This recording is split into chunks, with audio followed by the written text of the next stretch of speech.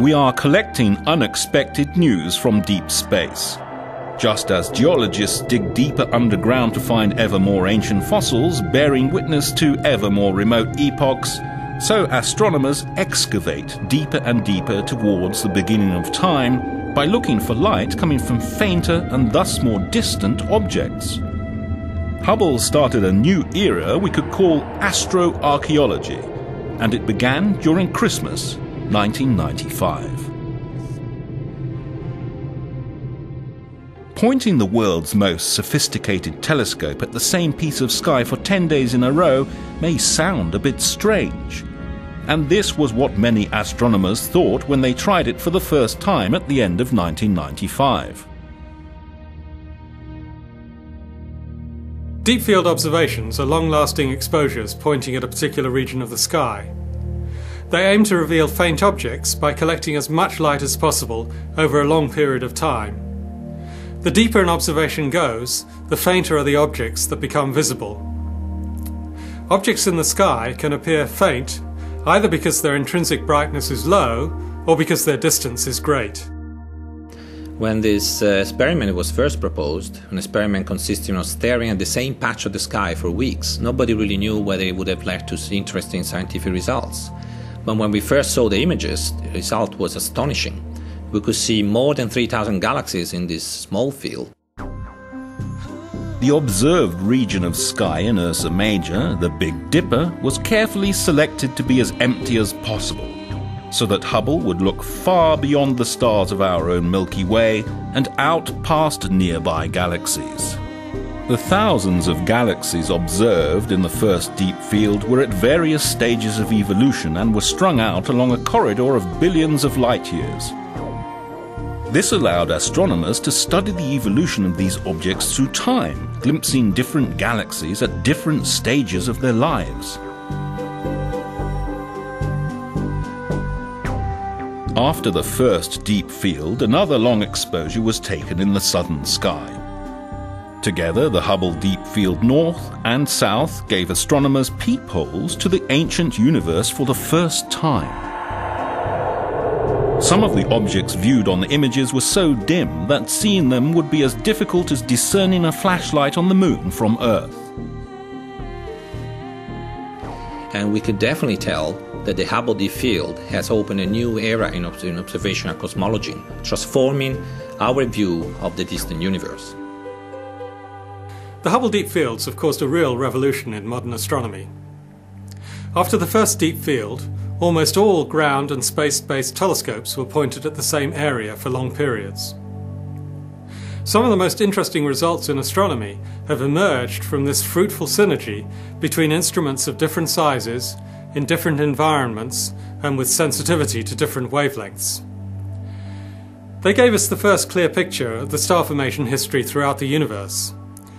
Astonishingly, they showed that star formation peaked within the first few billion years of the universe's creation. At that time, stars were forming at over 10 times the rate they are today.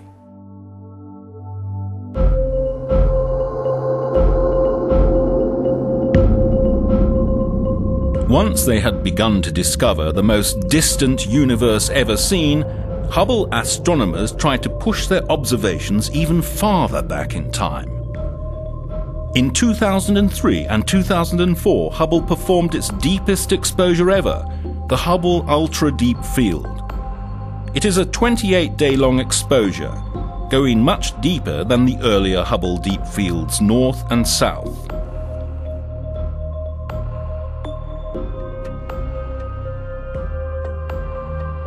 The Hubble Ultra Deep Field reveals the first galaxies to emerge from the so-called Dark Ages, the time shortly after the Big Bang when the first stars reheated the cold, dark universe.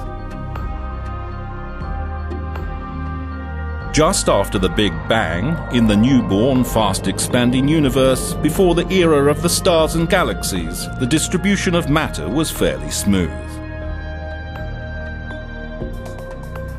As time went on, the king of all forces, gravity, started acting. Slowly but steadily.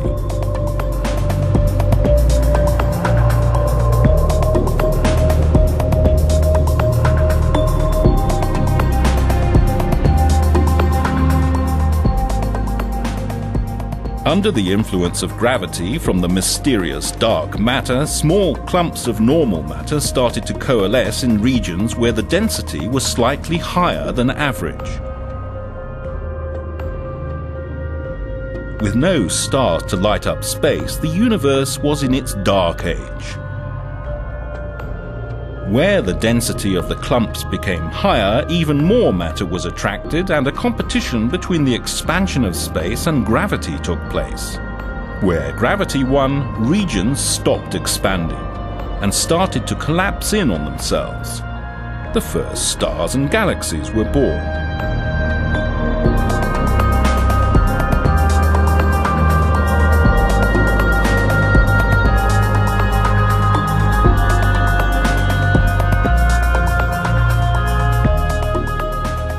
Where the matter density was highest, at the intersections between the large web-like structures of matter, the largest structures we know were formed, clusters of galaxies.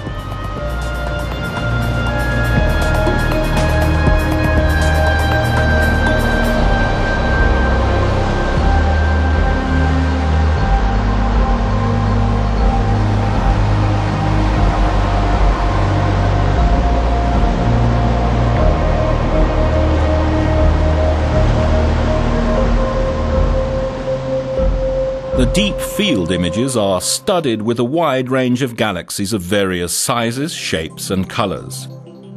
Astronomers will spend years studying the myriad shapes of the galaxies in this image to understand how they formed and have evolved since the Big Bang. In vibrant contrast to the image's rich harvest of classic spiral and elliptical galaxies, there is also a zoo of oddball galaxies littering the field. Some look like toothpicks, others like links on a bracelet. A few appear to be interacting with each other. Their strange shapes are a far cry from the majestic spiral and elliptical galaxies we see today. These oddball galaxies chronicle a period when the universe was more chaotic, when order and structure were just beginning to emerge. One of the great things about Hubble is that there are many instruments on board that can make different observations at the same time. The Hubble Ultra-Deep Field is actually two separate images taken by two instruments, Hubble's ACS camera and the NICMOS instrument. NICMOS sees even further than the ACS. It detects infrared light, and so it's able to reveal the furthest galaxies ever seen because the expanding universe has stretched and weakened the light from these objects so much that they're now only visible at infrared wavelengths. The Hubble Ultra-Deep Field is likely to remain the deepest image of the universe for the next decade or so, until an ESA Ariane rocket launches the James Webb Space Telescope in 2011. Up until today, during the first 15 years of its life, Hubble has orbited the Earth 80,000 times. This is the same as 3.5 billion kilometers, or 24 times the distance from the Earth to the Sun. Hubble has taken more than 500,000 exposures of the universe and created a visual heritage that has shaped the way humanity looks at the universe today.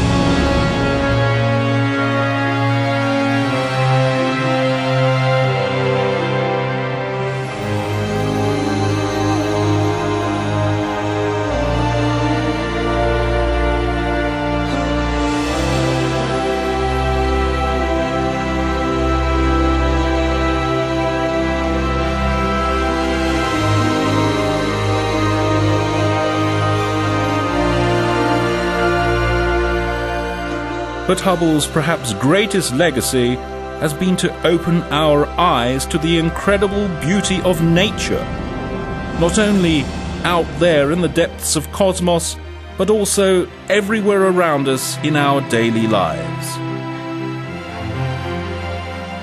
And it's nowhere finished yet.